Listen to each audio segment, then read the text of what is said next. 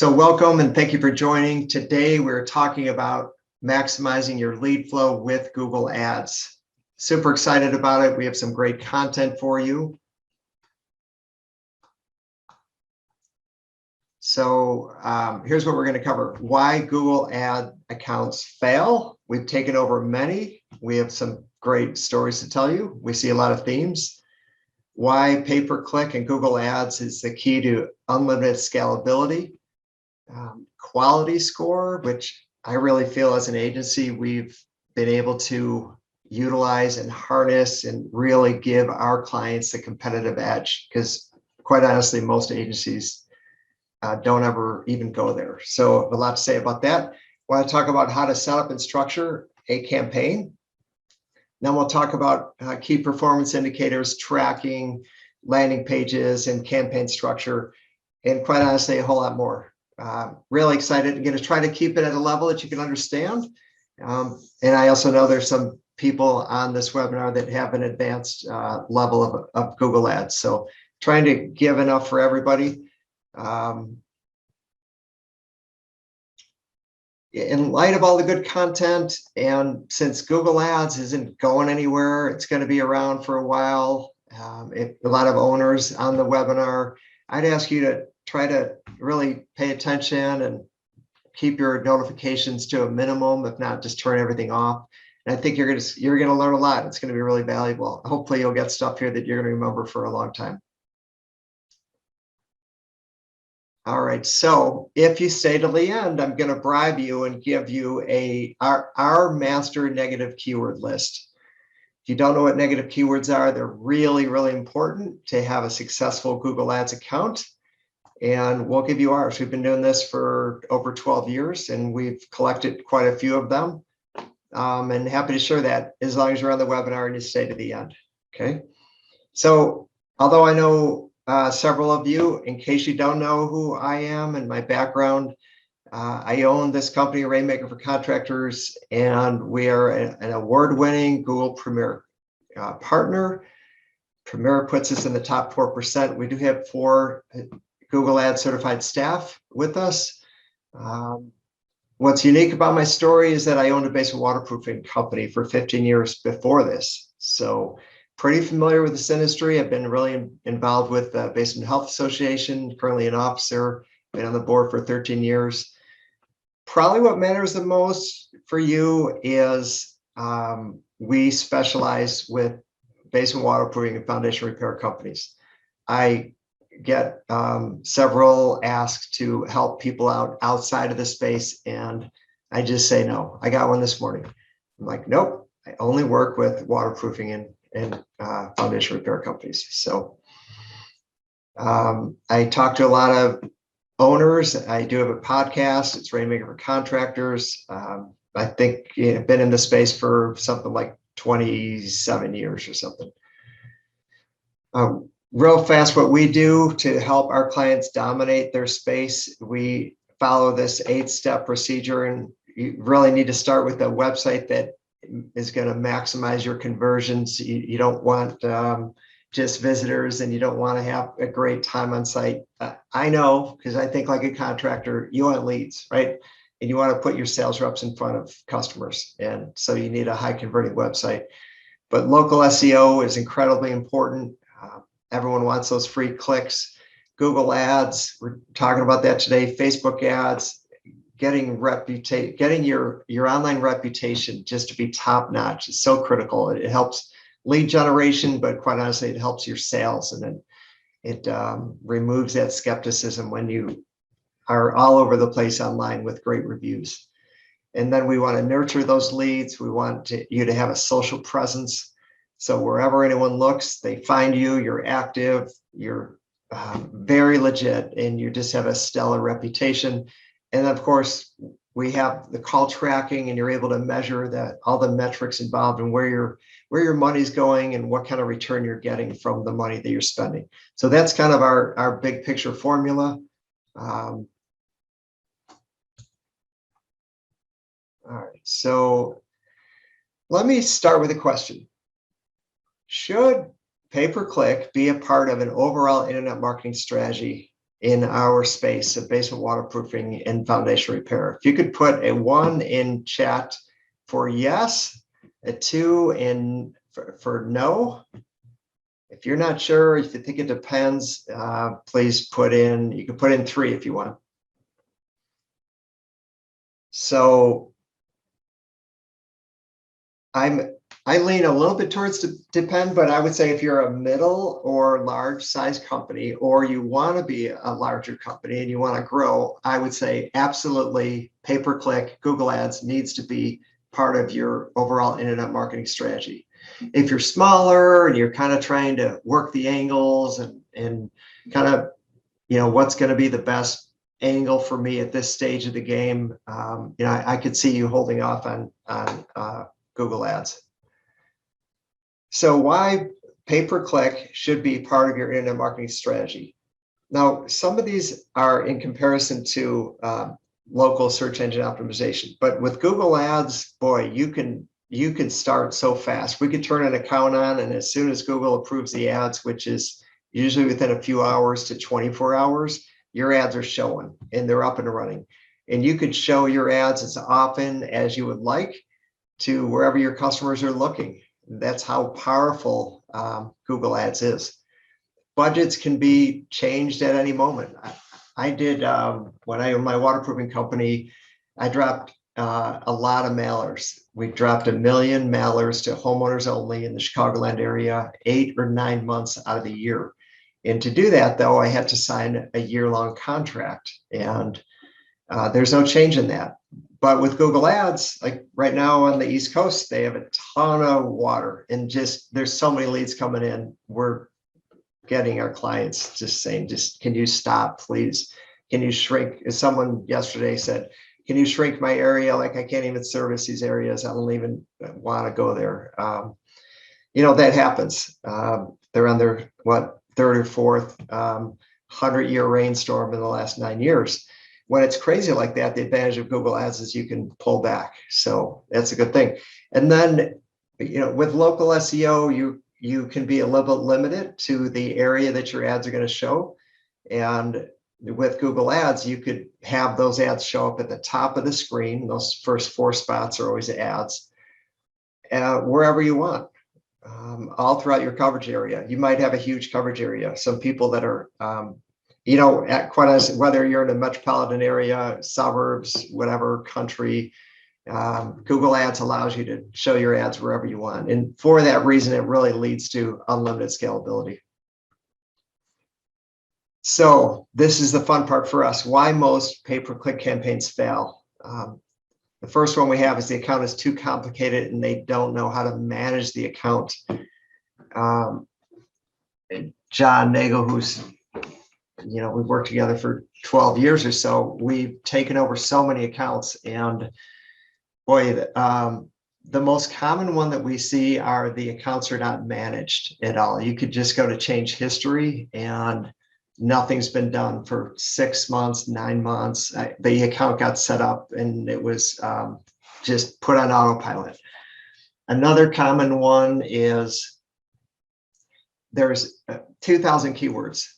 And I know how that happens. Someone who doesn't know the industry, some media agency, they do their keyword research and they send a big list over to the client. And they say, hey, tell us if there's any keywords that you don't want to have showing. And so the owner says like, wow, sure, these are great. I want to show up for this, show up for this. These are all kind of related.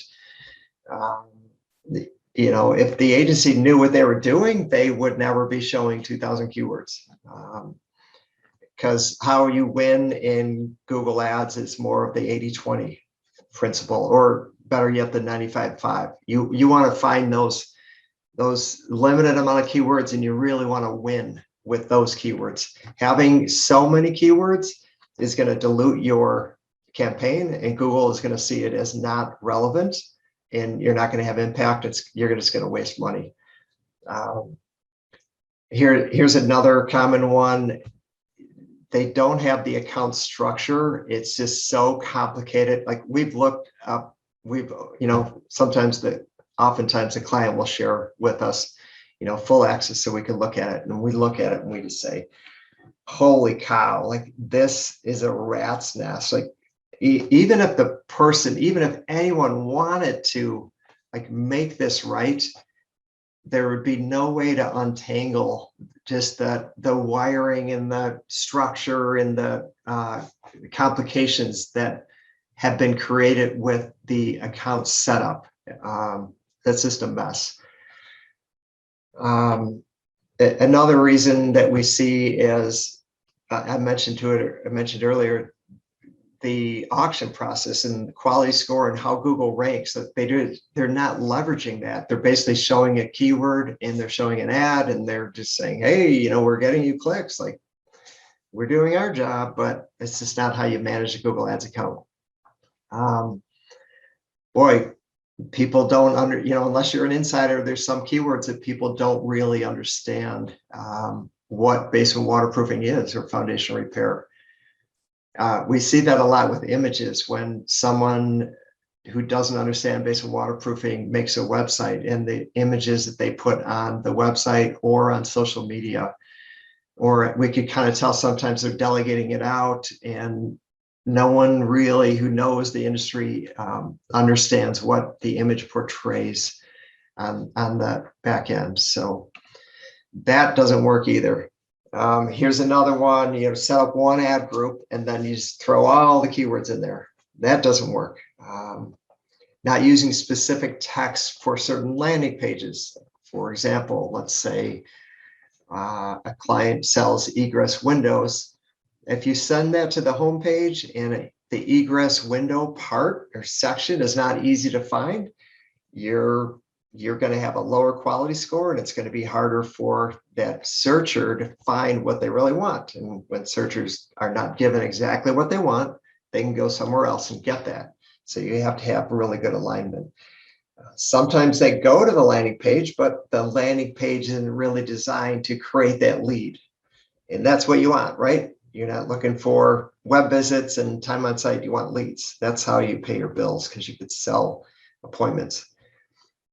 Too small of a monthly budget. So back in the day, if I'm going back 5 years and beyond, if someone approached us and said, hey, we're smaller, we don't have a lot of money, but we know Google Ads can be really good. Like, what's the least amount of money that we could spend on a monthly basis and kind of, still compete? We used to say, $1,000. We separate our management fees because we always want our clients to know where their money's going. So $1,000 directly to Google Ads. We don't do that anymore. I would say now, $2,500. That's our new minimum. The challenge with 1,000 is that you have a whole bunch of people on the Google Ads platform in your industry that are spending $5,000 to $25,000 a month. And so when you're coming in at 1,000, certainly you're going to have a really difficult time competing and ranking for the money words, especially with such a lack of history to your account. But even if we were to set the account up to try to pick off those well thought after keywords, it's going to be a challenge with $1,000. And if you think about it, when you're starting out, if you can get leads for $200 a lead, that would be good. But do the math. And I'd like to tell people up front what to expect. So $200 a lead times 5 gives you about $1,000 of a budget. So at the end of the month, you spend 1,000. Are you going to be happy with 5 leads? And then there's that long, awkward silence. Like, dang, 5 leads. And then, that's where it gets challenging. So too small of a budget, that doesn't work. I like to start with 2,500 minimum. All right, so here's another reason why we alluded to this, but take all your campaigns and just throw them to the homepage.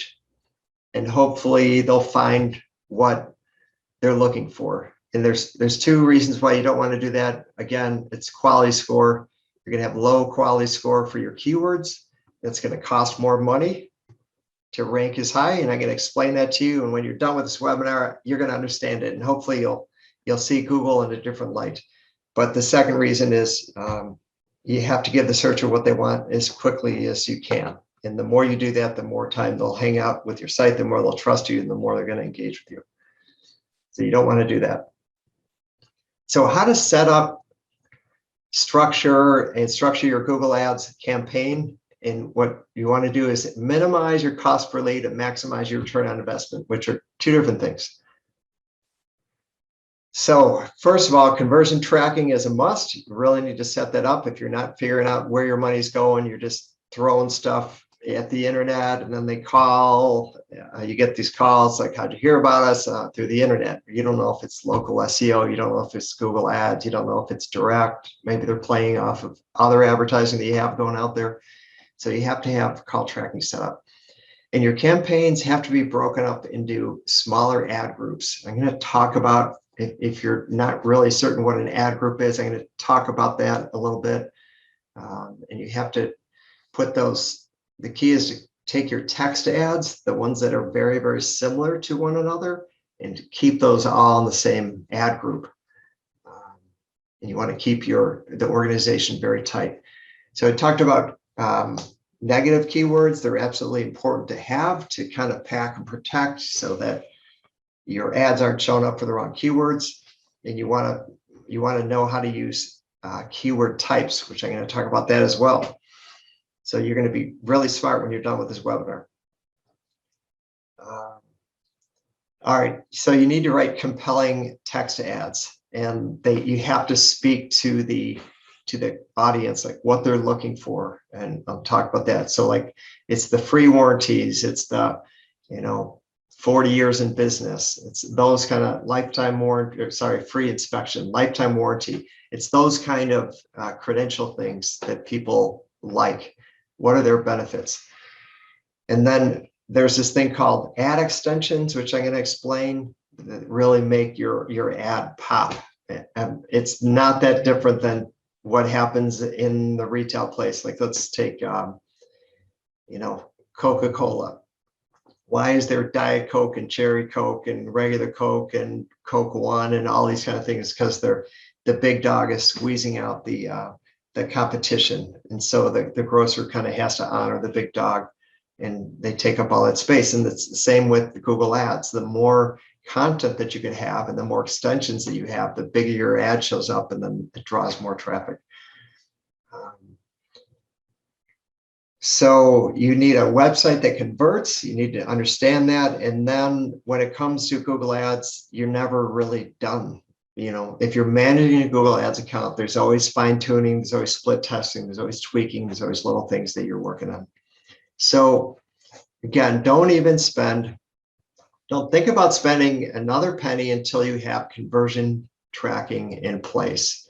So what that looks like is you have dynamic numbers that swap out different phone numbers, and you want numbers for pay-per-click traffic, and you want a number for your organic traffic, and you want a number for direct traffic. And you can actually, we usually have 4, but you can make it as complicated as you want to. Just again, don't make it so complicated that you can't manage it and you don't know what's going on. But these are all area codes that are local to the homeowner or to the client, so that they can recognize that. So it's set up in such a way where the number gets swapped out depending on what they're clicking. And if you do it right, it's not going to wreck your name, address, phone number consistency that's so important to local SEO. And then web form tracking, you want to be able to track phone calls and web forms and attribute it to the correct ad group. Conversion tracking, it's all this is just absolutely critical. It goes to not only account structure, but just return on investment and helping your client, our client, manage their money. So I talked about a minimum spend of $2,500. These are your key performance indicators that we like to track and make sure we're, always improving. Cost per click is important for the phrase basement waterproofing when it's about probably February or March, when people are really feeling like their backlog is thinning out and they're just waiting for that spring rain. Boy, clients are willing to just spend a fortune on that keyword phrase, because that's the big money word, as you know, in this industry. Average cost per lead, 150 to 300, kind of depends on your area and the time of the year. And then, what's your return on investment? How much sales are being brought in versus what you're spending. So those are the important ones. It's best to have a dashboard to set up so you know exactly what are calls coming in, what are web forms coming in, how much you're spending, where are these coming from. And we really like, and as our clients do, we really like call tracking. So this actually is from yesterday. This is a client that we dropped on a slide. From here, you can see the time that it came in. You can see the source, so paid search versus organic.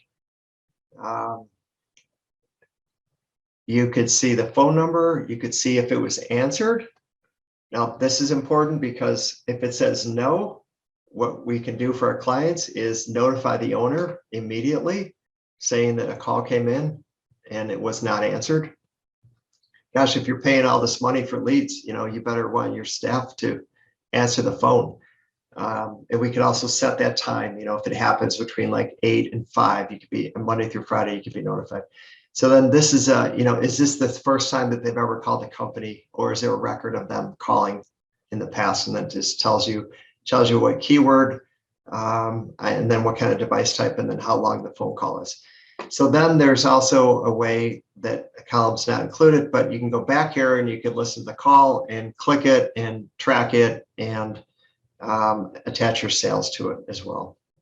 Then it flags it as a sale or a lead or however you want to mark it. Okay, so how to structure your pay-per-click campaign. So these on the top here is, these are, just fictitious campaigns, but they're relevant. So you're going to have your basement waterproofing campaign, and then these can be ad groups underneath. I'm going to walk you through this twice so you get it. It's not that complicated. So campaigns in the red, ad groups below that. So you might have a wet basement campaign. You might have a competitor campaign where you put all your competitors in there, and you're going to want that ad to be a little bit different than your basement waterproofing campaign to try to pick your competitors up. And some people don't like to advertise for their competitors. They maybe don't get a good return. I think that depends a little bit on branding and other advertisements that you've done over the years. And then a branded campaign for display advertising, just to kind of remind them who you are. So here's how it works with Google: campaigns, ad groups, and then keywords. So this basement waterproofing ad group is a play off of this. So you take one ad group, and now underneath the ad group, you have your keywords. So that is kind of the big picture. Let me take another. All right, so then one more thing I want to talk about before I move on from this and take another swing at this. After keywords, you have different ways to put your keywords inside Google. So let's just take the one keyword, basement waterproofing. So that brings in a lot of money and brings in, people that are serious about your services, right? So if you put broad match in your campaign and you say to Google, hey, Google, anything related to basement waterproofing, send them my way. I want you to show my ad and charge me whatever and direct them right to my website. If you do that and you don't have negative keywords, technically, if someone types in iPhone waterproofing or deck waterproofing or boot or shoe waterproofing or like 264 other keywords that we're going to send you at the end of this webinar, your ad could show up, but you don't want that because that's going to water. Even if they don't click on your ad, say like, oh, wait a minute, that doesn't say iPhone waterproofing. That looks like a company, like a basement waterproofing company. Like even if they don't click on that, you don't want that because that's going to lower your click-through rate and ultimately your quality score and so on. So you want to move that over. Let's take phrase match. Now, phrase match tightens that broad match up. It's going to limit it. So you might say, you might find a searcher that types in looking for basement waterproofing service, basement waterproofing company. Now your ad is only going to show when you have something closer to that kind of phrase. So it tightens it up. Exact match keyword, your ad will only show if they only type in basement waterproofing. So there's different ways to put it in. If you're going to use broad match is usually used by agencies that don't understand the industry, and what they start with broad match, and then you search, you're able to identify what keywords the person's typing in, then you start building your negative keyword list, and then you learn about the industry. Another clever strategy with broad match is, if you really understand your negative keywords, you put it in as broad match, and you make sure that Google is only showing your ad to the people that are typing something very, very close to basement waterproofing. For us, who's been in the industry a long time, we primarily are managing their accounts with exact match keywords, and sometimes phrase match. On occasion, we'll do a broad match, but yes, you better believe that that's packed in with negative keywords. And that works really well. All right, here's another swing at it. Let's say in a typical basement waterproofing account, we have these like 8 or 9 campaigns. Remember, it goes campaigns, and then it goes underneath, you have ad groups. So I just took one of the campaigns and I put 4 different ad groups. And then underneath the ad groups, we have each ad group has a set of keywords. All right, so that's the kind of the structure. Now that at the campaign level, you set your budget. This, I think, is important because clients are able to say, hey, let's say they have a $5,000 budget. I would like to cut back, $1,000 on this campaign. Let's go up here. Let's spend less on crawl space and let's spend more on basement waterproofing. I have a great ad for egress windows. I want my ad to show. I just want to put more money into egress because I want to complement this other advertising that I'm doing. That gets done at the campaign level. And then your ads are tied to ad groups. So that's why you want your keywords to be very tight, very similar, and you are showing just ads for these very tight ad groups or keywords. All right. So that's how that works. Now, this is where I feel Rainmaker has really gamed the system, and we can really get a great return on investment for our clients by paying attention to this. So when you get your keywords to be in very tight groups, and then you have the ad to be very much related and reflected into the tight keyword group that you have, and then you have your landing page all in alignment, that's when you're going to get a higher quality score. Now, I'm going to explain quality score in a second, but that's also where you're going to get a higher click-through rate, and it's also where you're going to get a higher conversion rate. So ultimately, it's about leads. When you play the quality score game, that's when we could take our clients' money and spend less of it and get higher rankings. So let me ask you a question. How does Google determine which ad gets shown first? Now, typically when I talk to a contractor, they say, I don't know, whoever throws the most money at it. It's partially true, but it's not how Google does it. That's how Google beat out Yahoo and Bing back in the day, because they have this thing called quality score, which relates to ad rank. And this is something, if you leave this webinar and you understand this, it will change your way that you view Google Ads. So it's not the highest bidder. Let me explain this. Here's 4 advertisers, all bidding different amounts. So advertiser 1, they're only bidding $2 per keyword. And then second one, $4, third one, $6, and the fourth one, $8. So you would think if it's the most money that this 4th advertiser is spending the most, they want to give $8. So they're going to rank higher, right?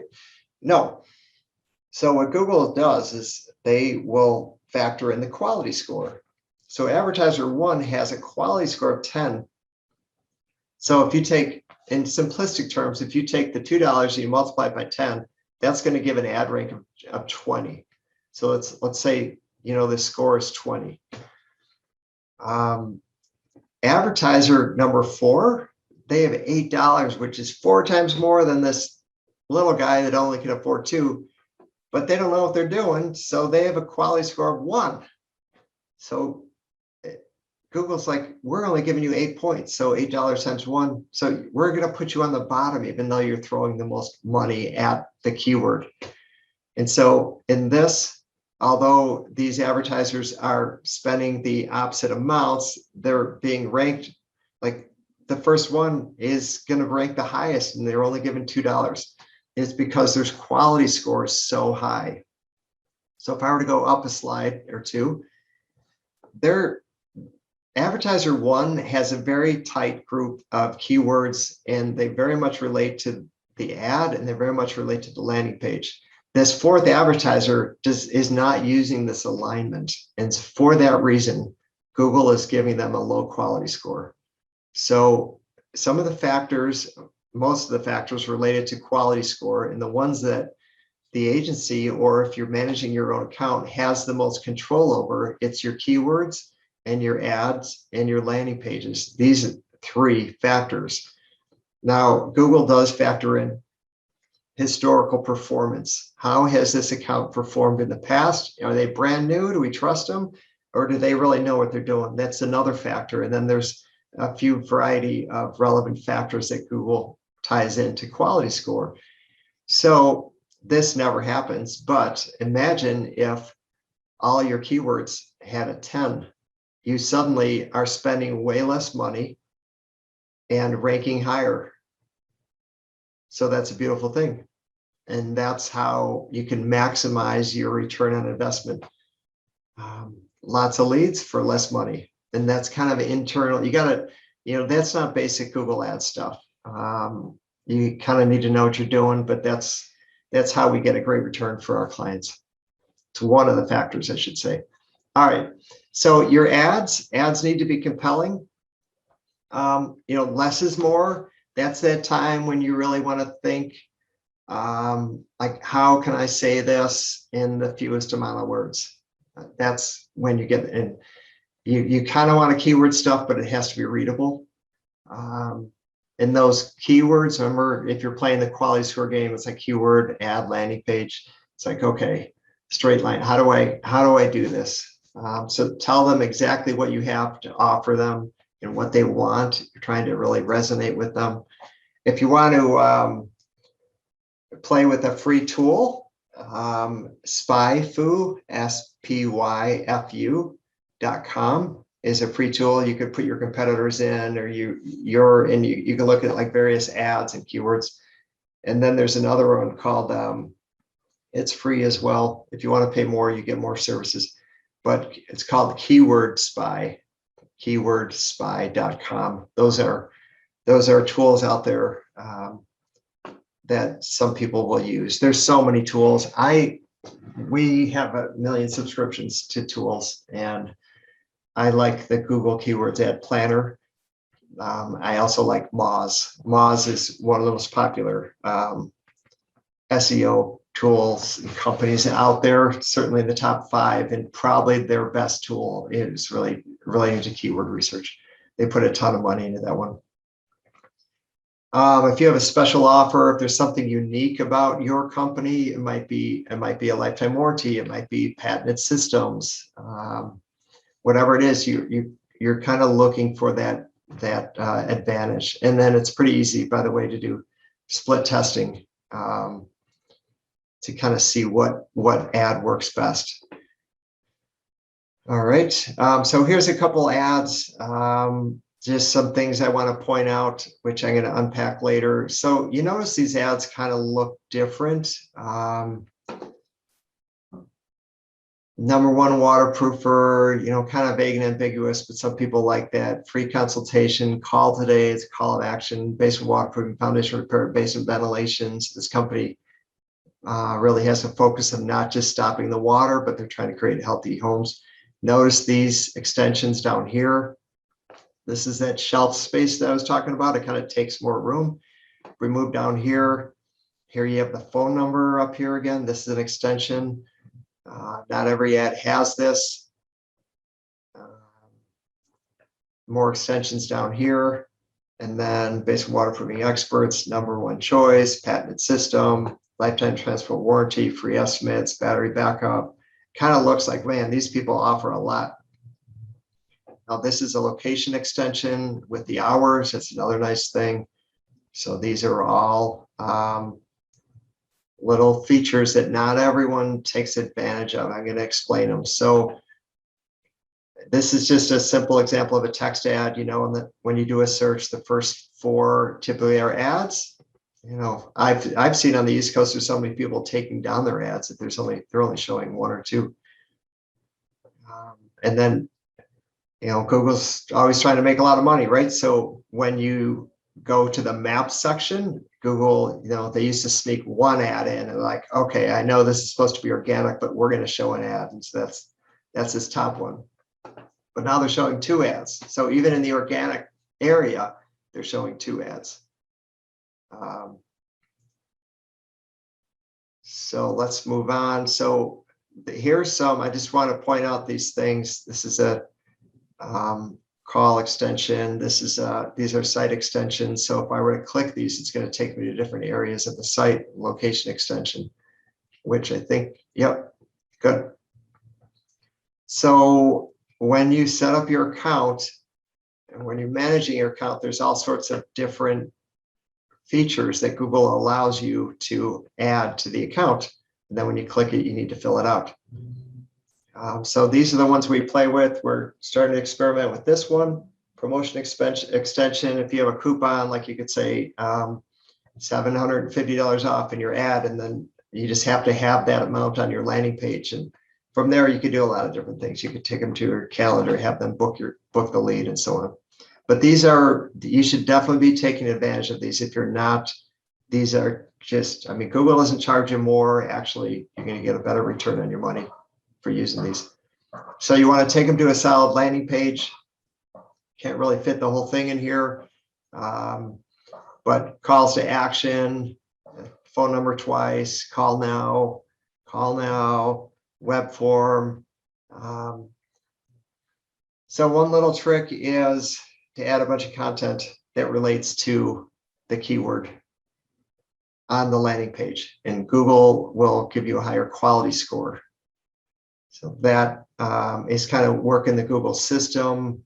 Do people read it? I think they're looking for, like on a typical landing page, you want credentials. Here's Dale, who's very well known in Atlanta. He's like the home improvement guy.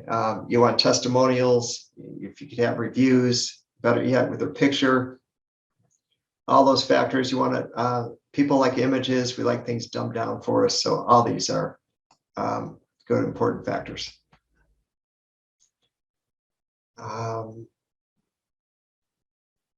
So again, conversion tracking is a must. Break them down into smaller groups. Match your keyword types. You got to have negative keywords. Negative keywords can be as important as your keywords. Otherwise, you're going to waste a lot of money. Connect with the homeowner. What are they really looking for?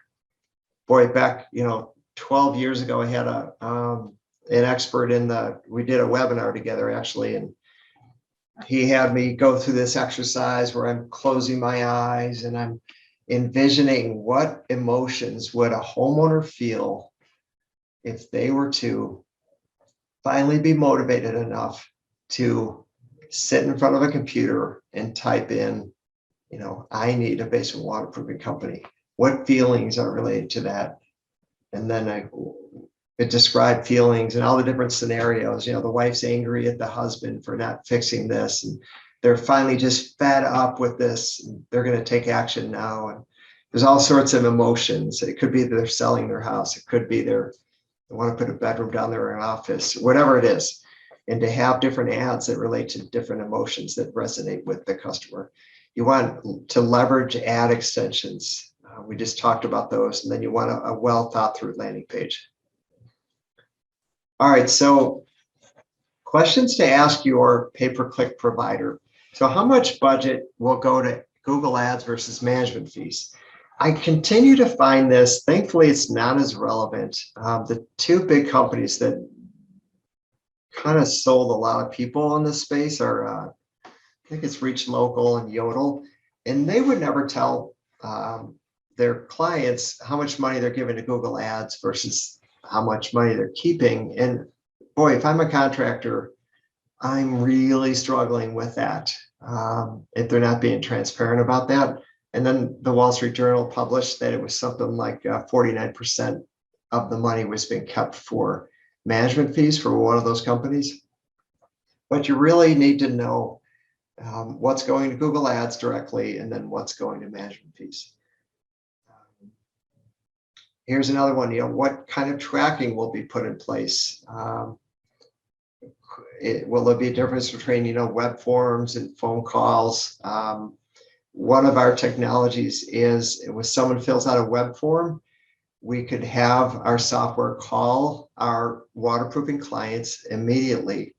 And then they'll answer, and it'll be a computer, and it'll say, someone just filled out a web form. If you'd like to connect with them now, press 1. And then they hit 1 on their phone, and then they'll call that person that just filled out the web form. They're right in front of the computer. And sometimes that's awesome. That's great. And other times the person's at work and they really shouldn't be on the phone, but they wanted the company to kind of call and track them down. And it's kind of the first step. You leave a message and then you have it later on. And so sometimes that works great because you can get them while they're fresh. And other times, you're chasing them a little bit. Yeah, you definitely want to just because someone offers call tracking, that doesn't mean as much as you want to separate your organic calls to your pay-per-click calls to your direct calls. Those are the big ones. And then if you could split up the organic even further to say, okay, these are the local SEO ones, and these are coming from the organic section below the map section, that would be even better. You want to know what KPIs are important, having a live dashboard and access to it all the time versus just getting a report. Average cost per lead is very important. Will they create landing pages for you, or does all the traffic just get sent to the homepage? Will they do split testing on your ads? And will they leverage all the ad extensions? And just make sure they understand the business so that they're using the right keywords and they're using the right images to convey the right motivations and actions. And then what are their targets, cost per lead or return on investment. Okay, so what makes our campaigns different or better? We do split campaigns into very strategic ad groups. We know this business very well. We're thrilled that we're getting just crazy feedback from our clients right now. Even in the last 48 hours, just the feedback we're getting is we're just killing the form. We do set up conversions to optimize for landing pages. Things are split up between, everything I said, organic, pay-per-click, direct. We don't want any credit for direct calls. We never have. When I owned my waterproofing company, we ran infomercials, we did mailers, we did canvassing, telemarketing, show department, sometimes radio. So I certainly don't want my internet marketing company taking credit for all the money and hard work that we're generating outside of internet marketing. So if they know who you are and they're going directly to your website, it's got nothing to do with us, and we shouldn't be taking credit for that. So, constant split testing, giving you access, 24/7 access to a dashboard with call tracking that tracks where your money's going, transparency to your ads and how much money you're spending. I think these are really critical things that you need to really accelerate. And also, we give you software so that you can, software with different stages. You can drop people in the initial stage and make contact with them. I booked an appointment, I sold it. And you just kind of click and drop, move them over to different stages. It's really easy to track your customers that way to see what's going on. And then when a web form gets filled out like that, immediately goes to the first stage. So you know that you need to make that phone call. So that's what we do. If you would like us to give you a free strategy session, many clients over the years have given us access to their Google Ads account and just said, hey, could you make some suggestions or advice? Happy to do that. If you want an overall view of everything, we love doing that. We have so many tools that can really help us analyze what you're doing well, where the key improvements are. We have a new tool right now that gives me like 20 to 30 pages of different documentation of different things that where the opportunities are. And if you're doing things well, I'm not hesitant at all to say, whatever you're doing over here is great. So just tell it like it is. So give us a call, fill out a web form, whatever it is, let us know how we can help.